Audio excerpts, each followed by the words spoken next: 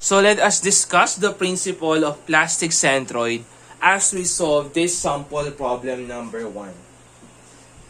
The section of a column is shown in the figure. So meron tayo ditong column in a T-section, so which is reinforced with 6 by 20 mm diameter. So meron tayong 6 na 20 mm diameter on this side. And on the other side, meron tayong 4 na piraso na 25 mm diameters. So yung height nung natin dito is 300. Tapos dun sa kabila is 180.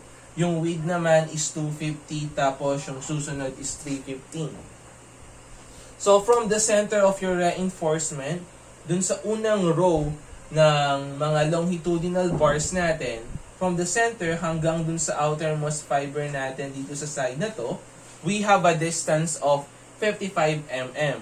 So from this edge going to the center ng mga longitudinal reinforcement natin, we have a distance of 55 mm. Doon naman sa kabila na may diameter na 25 mm, so from this edge going to the center ng group of reinforcement natin, we have a distance of 84 mm.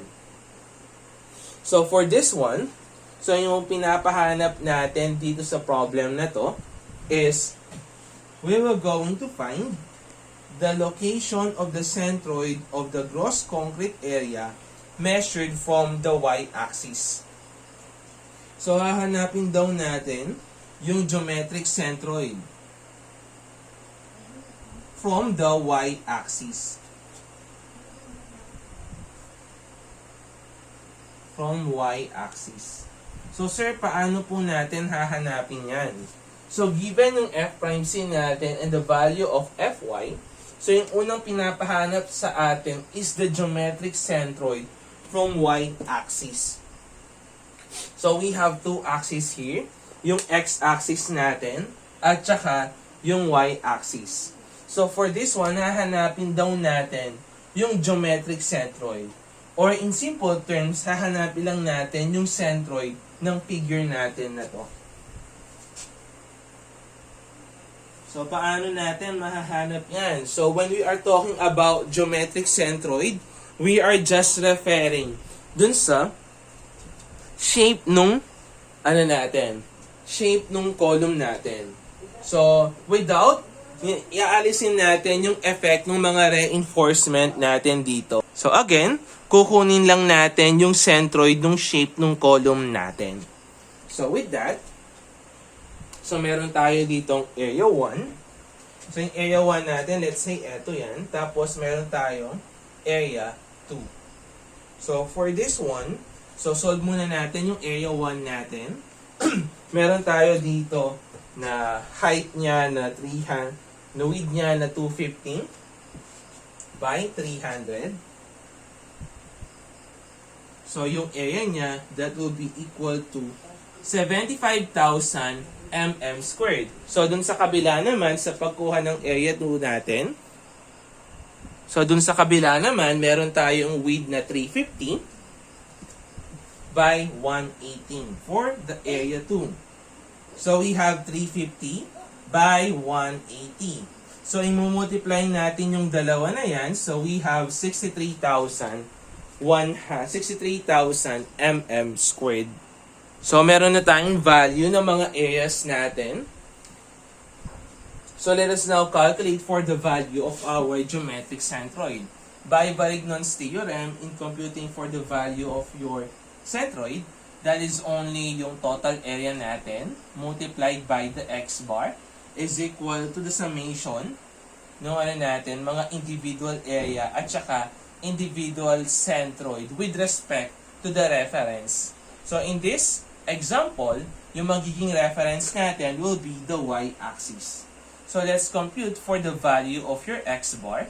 So unahin muna natin yung area 1 natin having a value of 75,000 multiplied by yung x sub 1 natin referring to y-axis. So that will be 250 over 2 plus yung area 2 natin which is equal to 63,000. So, what will be the value ng x sub 2 natin? So, ito yung area 2 natin, yung centroid niya. This will be 350 over 2 plus 250 with reference from y-axis. So, we have a value of 250 plus 350 over 2 divided by the total area. So, we have 75,000 plus 63,000. So, we have a value of our geometric centroid from y-axis which is equal to 261.96 mm. So, ito yung tinatawag natin geometric centroid from y-axis. For the next naman, pinapahanap naman. So, determine the location of the plastic neutral axis of the column measured from the y-axis. Neglect the area of concrete occupied by the steam. So, for the next part, let us calculate for the location of plastic centroid from y-axis. So, kung kanina, we solve yung geometric centroid, dito naman, yung plastic centroid naman, yung isosolve natin.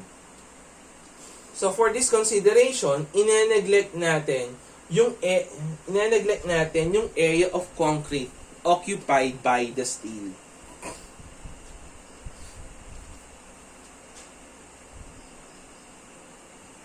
So, kapag sinabi nating plastic centroid, by definition, it represents the location of the resultant force produced by the steel and the concrete.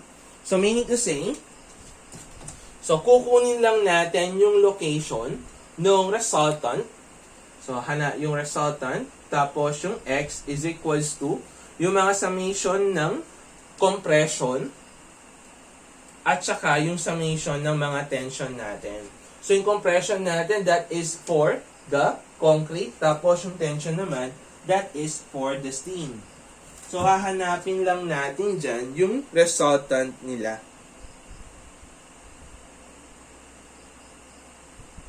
So, or in other word, magiging resultant dyan. So, eto nyan, meron tayong C caused by the, by the concrete. Tapos, sabihin na lang natin na C sub S na lang caused by the steel. So, for this, hanapin muna natin yung una natin na C sub 1. So, what will be the value of your C sub 1? So, eto yan.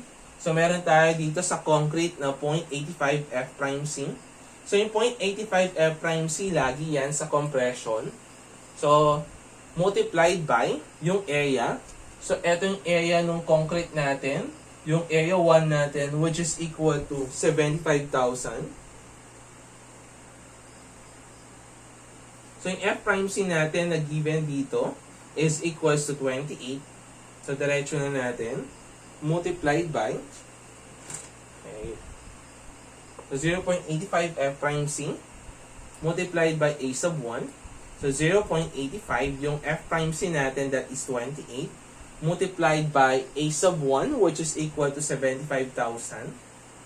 So, you have a value of C sub 1, which is equal to 1,785 kilonewton.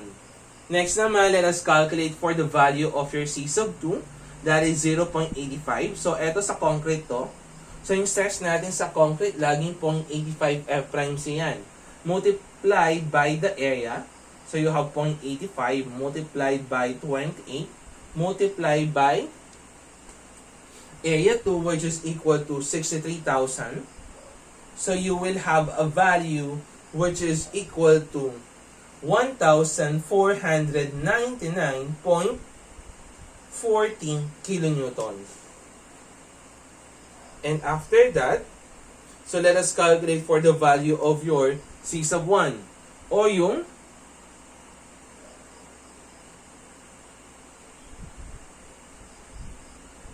let us calculate for the value of your C sub 1 o yung mga reinforcement natin dito.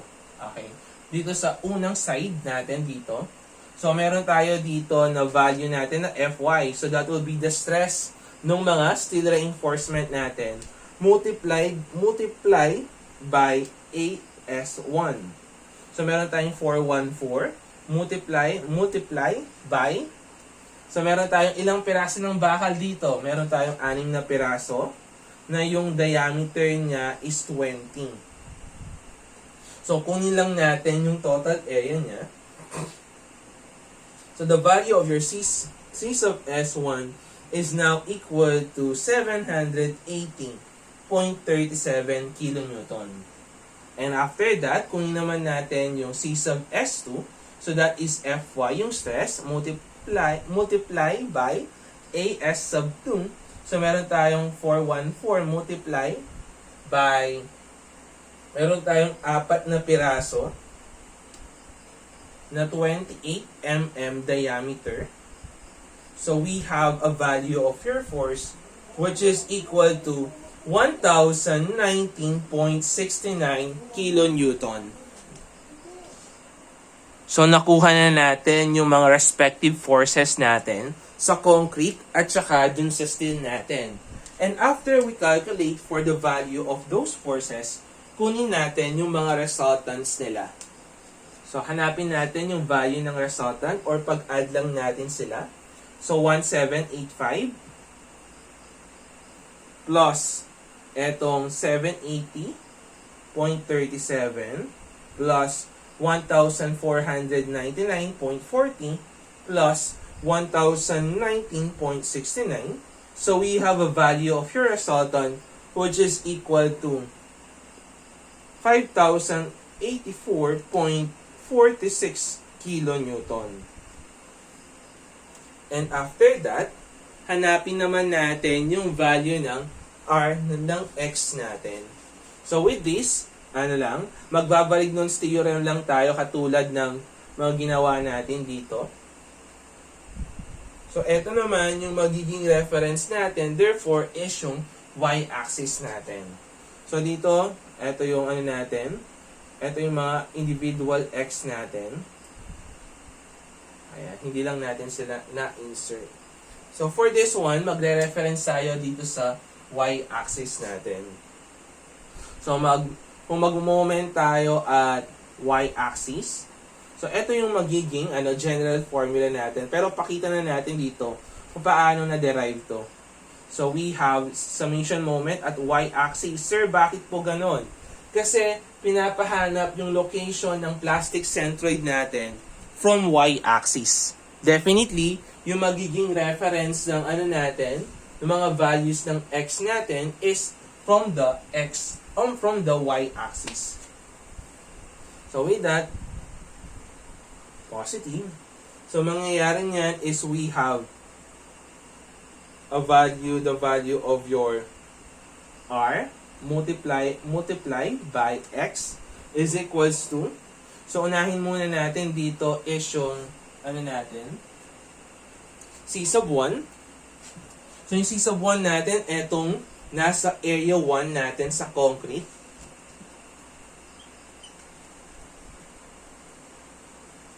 Multiply by, so ano yung magiging distance ng centroid neto, nung area ng concrete natin with respect to the y-axis. So kalahati lang ng 250 over 2. Plus, susunod naman, so yung natin dito, makikita natin dito is yung C sub S1. So what will be the distance or yung moment arm natin?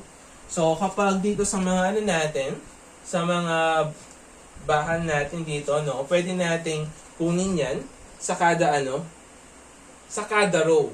So pwede nating kunin sa kada row yung mga bakal natin or pwede natin silang pag-isahin na lang. So for this, kung kukunin natin yung pinaka-center na itong group of reinforcement na to, dito yan. Dito sa gitna na yan. So paano natin na-assure na eto yung centroid na itong mga bakal na to? Etong 6 na bakal kasi nga, mapapansin natin 55 dito, 55 dito. So meaning to say is parehas lang yung alignment ng dalawa. Kasi 55, 55. So meaning to say, nandirito yung centroid nila. So from this center to the y-axis, yung reference natin, that is equal to 250 yung buo divided by 2. Plus, yung susunod natin, which is the value of your, eto naman, yung susunod is yung concrete natin, which is denoted by C sub 2. So what will be the moment arm? So nandito yung center niya, so that is 350 over 2 plus 215 kasi yung reference natin is y-axis. So we have 215 plus 315 over 2 plus, lastly naman, is yung group ng mga bakal natin dito. So again, depends pa rin, no? Pwede nyong gamitin yung kada row or pwede ninyong pag-isahan na lang. So for this one, since meron naman tayong given dito na yung centroid daw ng mga bakal natin na 4 na piraso na 28 mm diameter bar, that is 84 from the center hanggang dito sa dulo. So that is C sub S2. So multiply natin yung moment arm. So with respect sa y-axis, so kunin natin yung buo. So meron tayong 215 plus 315 minus 84 para makuha natin yung moment arm. So, if we were going to substitute yung mga values natin, so substitute natin yung mga values ng C sub 1, C sub S1, C sub 2, at saka C sub S2. So, makukuha natin, pati yung value ng R, makukuha natin yung value ni X, which is equal to 291.88 mm. So, that is yung plastic centroid natin from Y-axis. So again, kapag sinabi natin plastic centroid, that is only the resultant force produced by the concrete at saka yung steel natin.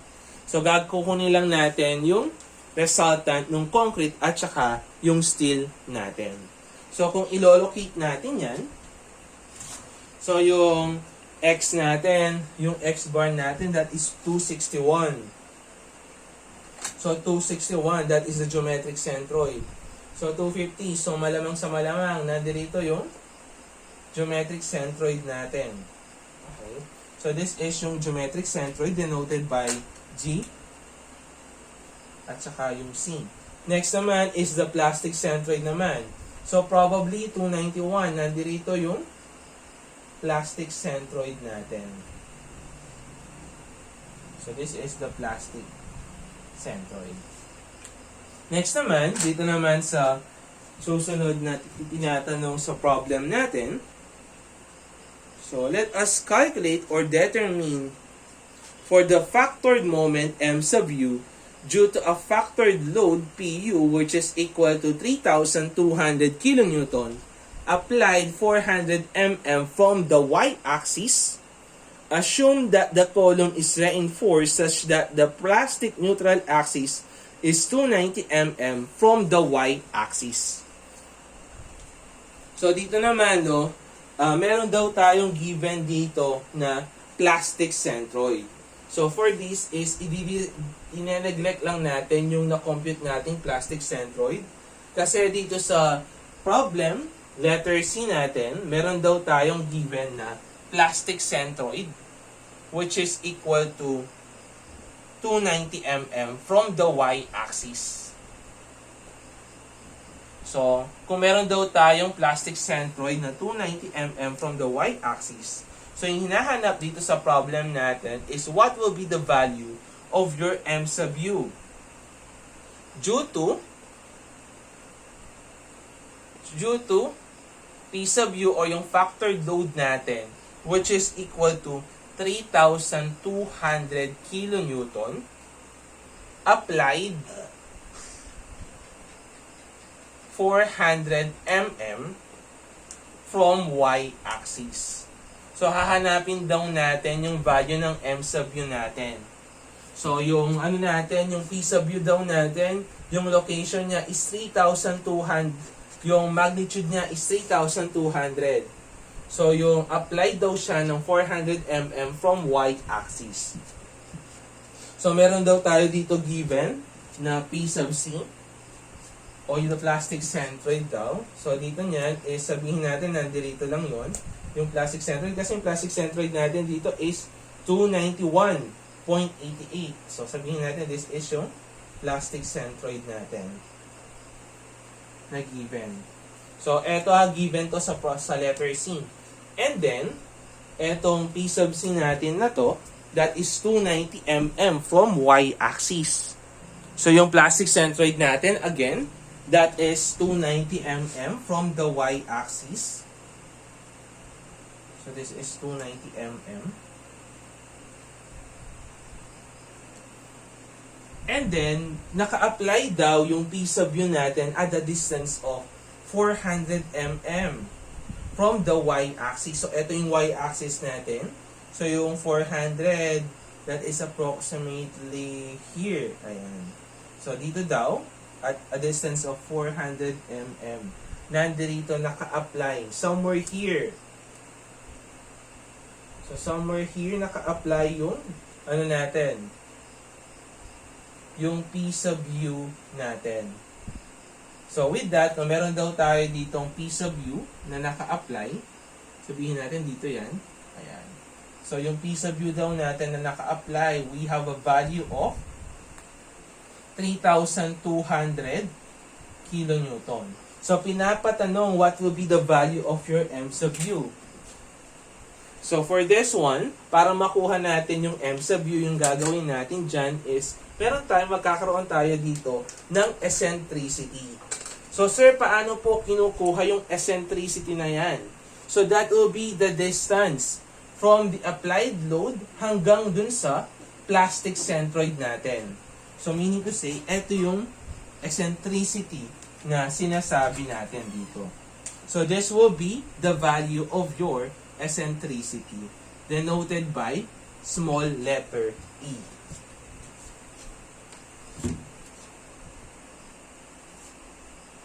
So, according to definition, the eccentricity of a column load is the distance from the load to the plastic centroid of the column. So, may silbi yung plastic centroid natin. So, it will indicate yung distance from the load hanggang do sa plastic centroid natin. So, that will be the eccentricity.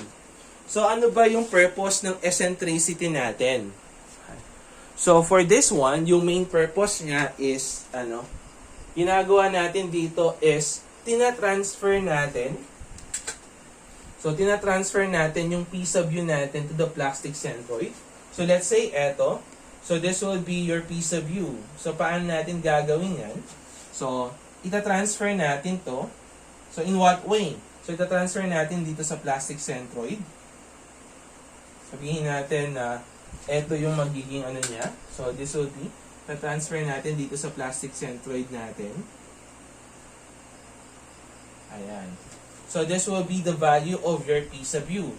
So, kung naglagay ka dito ng force na pababa, so para kontrahin yung P sub U na yan, so maglalagay ako ng force na pataas para mag-cancel out lang sila.